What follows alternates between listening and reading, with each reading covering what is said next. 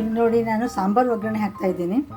ಈಗ ಈರುಳ್ಳಿ ಟೊಮ್ಯಾಟೊ ಹಚ್ಚಿಕೊಂಡಿದ್ದೀನಿ, ಸ್ವಲ್ಪ ಎಣ್ಣೆ ಹಾಕಿದ್ದೀನಿ, ತಾಳಿಸ್ತಾ ಇದ್ದೀನಿ.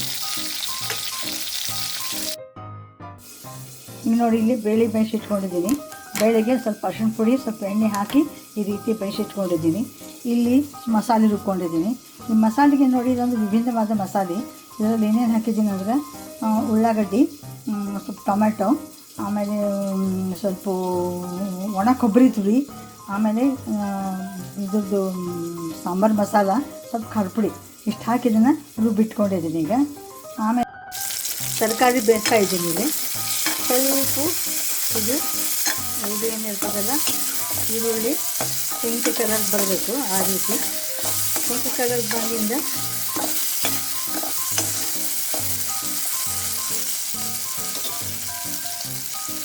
ಯಾಕಿದ್ರೆ ಒಣ ಕೊಬ್ಬರಿ ತುರಿ ಹಾಕಿದ್ದೀನಿ. ಇದೆಲ್ಲ ಯೂಶ್ವಲಿ ಹಸಿ ಕೊಬ್ಬರಿ ತುರಿ ಹಾಕಿ ರುಬ್ತೀವಿ ನಾವು. ಬಿಸಿಲಿಗೆ ಏನಾಗ್ತದೆ, 1-2 ದಿನ ಸ್ವಲ್ಪ ಉಳಿತಂದ್ರೆ ಉಳಿಯೋದಿಲ್ಲ, ಅದು ಎಳೆದು ಹೋಗ್ತದೆ.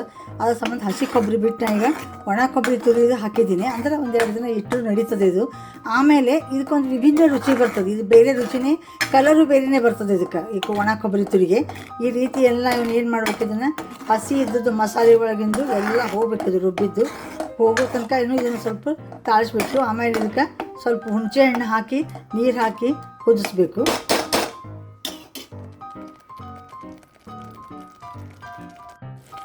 ಈಗ ನೋಡಿ ಇಲ್ಲಿ ಉಳಿದು ಹೆಚ್ಚಿಟ್ಟುಕೊಂಡದ್ದೆಲ್ಲ ತರಕಾರಿ ಹಾಕ್ತಾಯಿದ್ದೀನಿ.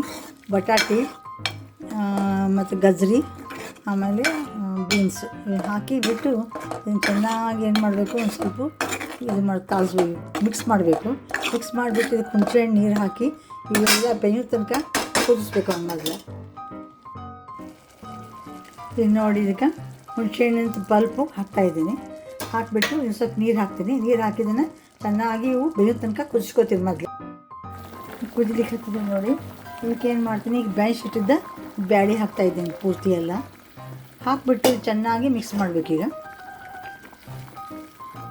ಆಮೇಲೆ ಇದಕ್ಕೊಂದು ಕರಿಬೇವು, ಇಂಗು, ಒಣ ಮೆಣಸಿನ್ಕಾಯಿ ಒಂದು ಒಗ್ಗರಣೆ ಕೊಡಬೇಕು. ಆಮೇಲೆ ಸ್ವಲ್ಪ ಬೆಲ್ಲ ಹಾಕಬೇಕು. ಇದಕ್ಕೆ ದೋಸೆ ಇಡ್ಲಿಗೆ ಕೊಡು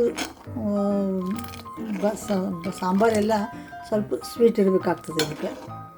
ಆತ ಎಲ್ಲ ಬೆಂದಿದೆ. ಈಗ ನಾ ಏನು ಮಾಡ್ತಾಯಿದ್ದೀನಿ, ಸ್ವಲ್ಪ ಬೆಲ್ಲ ಹಾಕಿ ಮೇಲೆ ಒಗ್ಗರಣೆ ಕೊಡ್ತೀನಿ. ಈಗ ನೋಡಿ ಒಗ್ಗರಣೆ ಹಾಕ್ತಾಯಿದ್ದೀನಿ.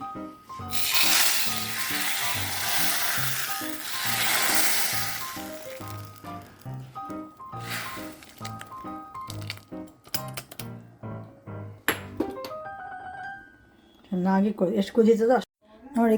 ಕೊತ್ತಂಬರಿನೂ ಕೂಡ ಹಾಕಿ ಕುದಿಸಿದ್ದೀನಿ, ಡಿಶ್ ಔಟ್ ಮಾಡಿದ್ದೀನಿ. ಈಗ ಸಾಂಬಾರು ತುಂಬ ಘಮ ಬರ್ತಾಯಿದೆ. ಇದೇ ರೀತಿ ನೀವು ಮಾಡ್ಕೊಂಡು ನೋಡಿ. Thanks for watching my channel. ಈಗ ನೋಡಿ ನಾನು ಸಾಂಬಾರು ಒಗ್ಗರಣೆ ಹಾಕ್ತಾಯಿದ್ದೀನಿ. ಈಗ ಈರುಳ್ಳಿ ಟೊಮ್ಯಾಟೊ ಹಚ್ಚಿಕೊಂಡಿದ್ದೀನಿ, ಸ್ವಲ್ಪ ಎಣ್ಣೆ ಹಾಕಿದ್ದೀನಿ, ತಾಳಿಸ್ತಾ ಇದ್ದೀನಿ. ಈಗ ನೋಡಿ ಇಲ್ಲಿ ಬೇಳೆ ಬೇಯಿಸಿಟ್ಕೊಂಡಿದ್ದೀನಿ. ಬೇಳೆಗೆ ಸ್ವಲ್ಪ ಅರಿಶಿಣ ಪುಡಿ, ಸ್ವಲ್ಪ ಎಣ್ಣೆ ಹಾಕಿ ಈ ರೀತಿ ಬೇಯಿಸಿಟ್ಕೊಂಡಿದ್ದೀನಿ.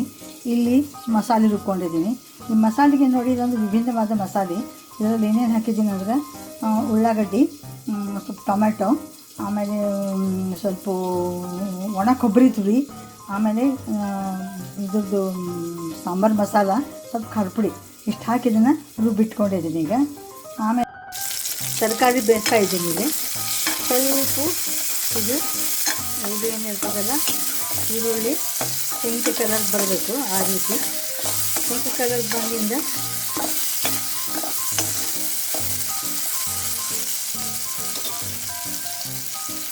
ಯಾಕಿದ್ರೆ ಒಣ ಕೊಬ್ಬರಿ ತುರಿ ಹಾಕಿದ್ದೀನಿ. ಇದೆಲ್ಲ ಯೂಶ್ವಲಿ ಹಸಿ ಕೊಬ್ಬರಿ ತುರಿ ಹಾಕಿ ರುಬ್ತೀವಿ ನಾವು.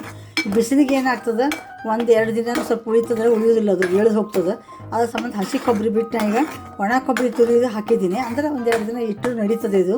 ಆಮೇಲೆ ಇದಕ್ಕೊಂದು ವಿಭಿನ್ನ ರುಚಿ ಬರ್ತದೆ. ಇದು ಬೇರೆ ರುಚಿನೇ, ಕಲರು ಬೇರೆಯೇ ಬರ್ತದೆ ಇದಕ್ಕೆ. ಈಗ ಒಣ ಕೊಬ್ಬರಿ ತುರಿಗೆ ಈ ರೀತಿ ಎಲ್ಲ ಇವನು ಏನು ಮಾಡಬೇಕು, ಇದನ್ನು ಹಸಿ ಇದ್ದದ್ದು ಮಸಾಲೆ ಒಳಗಿಂದು ಎಲ್ಲ ಹೋಗ್ಬೇಕು. ಇದು ರುಬ್ಬಿದ್ದು ಹೋಗೋ ತನಕ ಇದನ್ನು ಸ್ವಲ್ಪ ತಾಳಿಸ್ಬಿಟ್ಟು ಆಮೇಲೆ ಇದಕ್ಕೆ ಸ್ವಲ್ಪ ಹುಣಸೆ ಹಣ್ಣು ಹಾಕಿ ನೀರು ಹಾಕಿ ಕುದಿಸ್ಬೇಕು.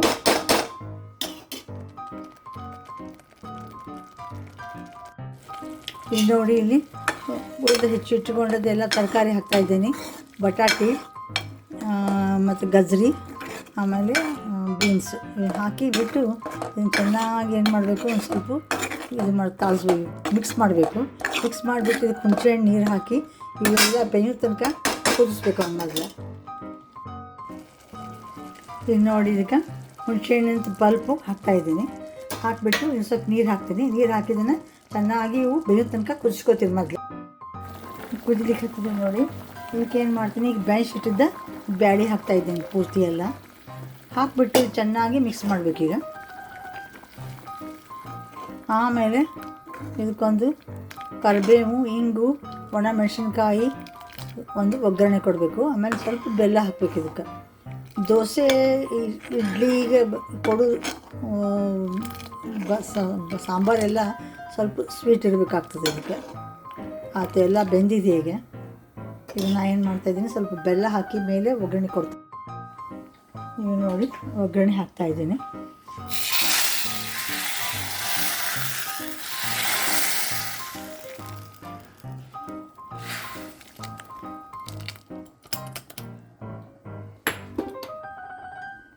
ಚೆನ್ನಾಗಿ ಎಷ್ಟು ಕುದೀತದೋ ಅಷ್ಟು ನೋಡಿ. ಕೊತ್ತಂಬರಿನೂ ಕೂಡ ಹಾಕಿ ಕುದಿಸಿದ್ದೀನಿ. ಡಿಶ್ ಔಟ್ ಮಾಡಿದ್ದೀನಿ. ಈಗ ಸಾಂಬಾರು ತುಂಬ ಘಮ ಬರ್ತಾಯಿದೆ. ಇದೇ ರೀತಿ ನೀವು ಮಾಡ್ಕೊಂಡು ನೋಡಿ. Thanks for watching my channel.